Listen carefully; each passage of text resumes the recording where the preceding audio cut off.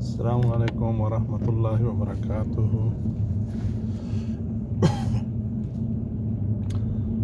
اندرونو خوشحاله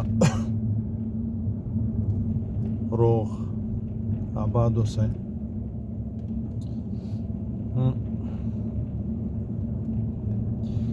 ژوند د تیریږي خو دا ژوند لکه د کنګل د واورې په بیلګه مثال دی چې په هغه هېوادونو کې چې ډېره ګرمي وي نو باید ګټه ترې واخیستل شي،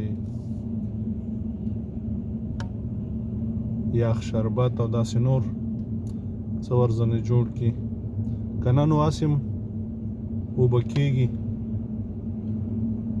نو عزیزانو دغه ژوند دی او هسې تېرېږي. د ژوند مقصد د لاسه ورکوو، د ژوند مقصد د لاسه ورکوو او د ډېر تاوان سره مخ کېږو او د داسې رسوایۍ او شرمندګۍ سره چې بیا جبران نه لري. نو راځئ چې د مرګه مخکې دې شي ته متوجه شو چې خدای پاک موږ او تاسې څه شي ته رالیږلي یو. یوازې رالیږلي یو چې بس مزې کوه، هر څه د چې وکړل کار د خپل دی.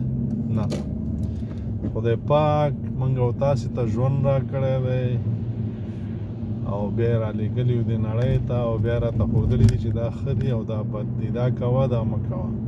دا چې کوې د شرمندګۍ د عذابونو د ناکامیانو سره به مخ شي او دا چې کوې بریاوې دي، خوشحالۍ دي. د ژوند مقصد دی، همدې دپاره ما ته پیدا کړی. نو عزیزانو را به شو مقصد ته چې نن چې موږ خراب یو، موږ د ژوند مقصد د لاسه ورکړی دی چې داسې ژور نظر ور باندې واچئ، زغلنده نظر ور باندې واچئ په دې ژوند باندې. زمونږ مفتیان، علماء کرام، مبلغین، تبلیغیان او ښه خلک هم چې کینې د آدم علیه السلام نه واخله تر عیسی علیه السلام پورې درته کیسې کوي. داسې د نه متوجه کوي چې ته سحر را پاڅې تر ماښامه باید څه وکړې. موږ د خپل کورنۍ غمونه، د خپل قام غمونه، د خپلې خاورې ناکامیانې او دښمنان مو پرېښي دي. څه چې را باندې کوي او موږ چې لګیا یو سبحان الله، الحمدلله، الله اکبر. په دې کې هیڅ شک نشته چې موږ باید سبحان الله، الحمدلله، الله اکبر، 5 وخته منځونه، روژې، نفلونه، صدقې، قرآن تلاوت دا باید وکړو. زما د خبرې مقصد دی چې دا یو اړخ هم بیخي پرېښی دی. دغه یو اړخ هم چې پرېښی دا باید پرې نه دو. نن منګه هغه وړو وړو دښمنانو چې هغه خپل کله چې سړی اوده شي، ډارن شي، غافله شي، ورته خبره بې تفاوته شي، خپل ځان، خپله کورنۍ، خپل قام، خپله خاوره ورته بې تفاوته شي، بیا نو د چا چې څومره مقصد یې هغه څوک ډېر وړي او څوک لږ وړي خو ټول راځي.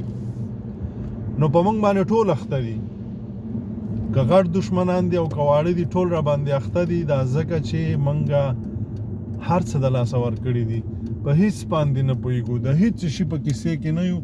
خو مازې په دې فکر یو چې څنګه دا هغه ځینې کسان په 100 کې 25% هغه کسان چې هغه موږ یې ښه بلو او دیندارې طبقه ورته وایو، هغه نو په دې باندې اخته دي چې بس 5 وخته منځونه دي او جمع دي او صدقې دي او سبحان الله او الحمدلله، الله اکبر او داسې نور.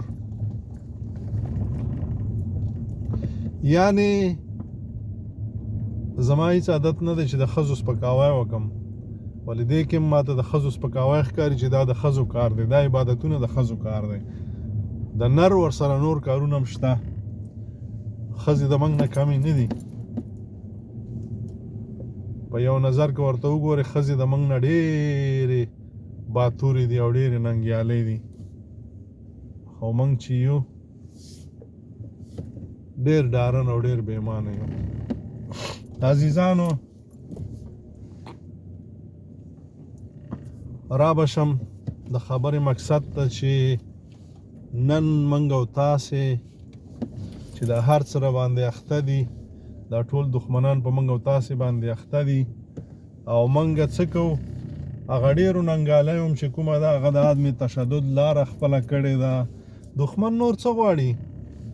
دښمن خو همدا د موږ نه غواړي چې بس دا د مظلومیت لاره ده او خپله کړې هم ده او بس دوی هم دربوي او سره او سپینه مړي او مړي هم کوي او کوم یو چې غږ اوچتوي هغه راته وژني او که نه یې څه یې په بند کې بند کړي دي.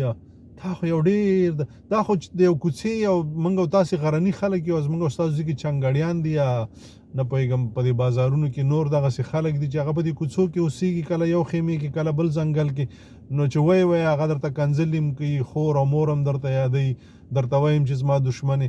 همدی کار دی، ته خپل کار کوې، ډبی او سپکی او پرتوګ یې وباسې. په موږ هم دغه کار روان دی، لګیا یو او په دې باندې ډېر موږ ویاړو چې زه خو دښمن ته دښمن وایم. هېڅ شک نشته، دا هم ښه کار دی، دا هم ښه کار دی چې دښمن ته دښمن ووایو، سره یو شو. خو تر اخره به په عدم تشدد باندې ودرېدل زموږ ډېره تېروتنه وي.